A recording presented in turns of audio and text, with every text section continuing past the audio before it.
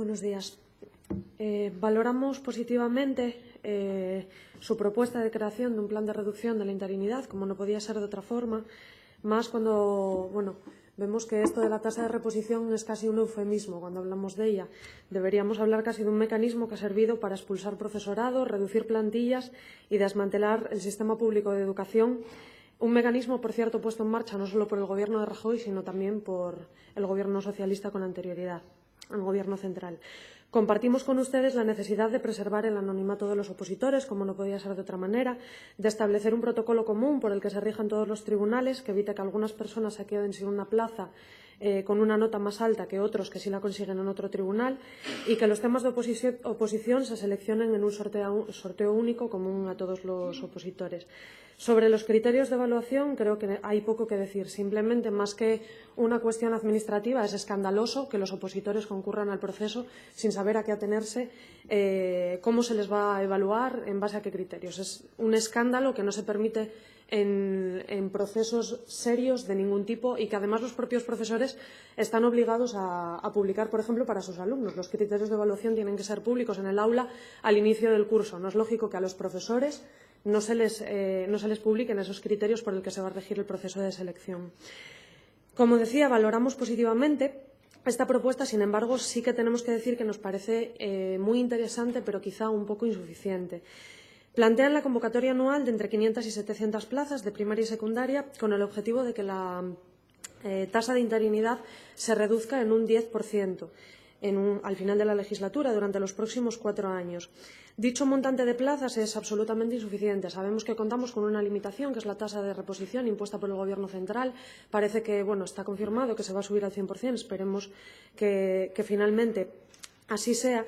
Sin embargo, a causa de varios factores en los que no vamos a entrar aquí por falta de tiempo, actualmente contamos con un ritmo de jubilaciones que haría que, si siguiéramos en la situación actual, al final de esta legislatura la tasa de interinidad estuviera en alrededor del 52%, lo cual es un absoluto despropósito. Es evidente que su propuesta va encaminada a mitigar o aplacar este problema, pero desde luego no lo soluciona, no en base a su propuesta, sino a las limitaciones que entendemos que no parten de su grupo parlamentario, sino, repito, a limitaciones que han sido impuestas por los sucesivos gobiernos socialistas y populares a nivel estatal.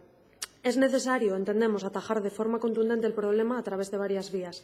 En primer lugar, para alcanzar un 16% de tasa de interinidad, por ejemplo, que ya es una cifra superior a la que ustedes plantean, serían necesarias, calculan algunos sindicatos, al menos la convocatoria de 1.000 plazas al año durante los próximos ejercicios.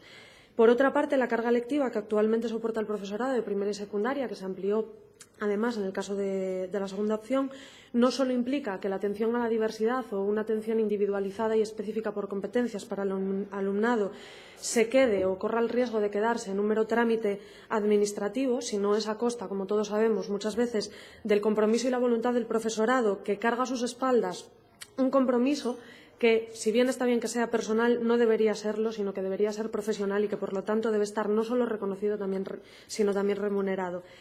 Este exceso de carga lectiva, como decía, no solo tiene esos efectos educativos, sino que además produce, como no puede ser de otra manera, una pérdida efectiva de plazas docentes al cargarse la carga horaria sobre la plantilla que ya existe, en vez de incorporar nuevas plazas. Trabajar en la reducción de las horas lectivas dentro de la jornada laboral del profesorado entendemos que debe ser una prioridad de primer orden para recuperar puestos de trabajo y seguir mejorando tanto en materia de condiciones laborales del profesorado como en la atención al alumnado. En definitiva, consideramos que se abre una vía de trabajo interesante, que hay que perfeccionar en varios aspectos.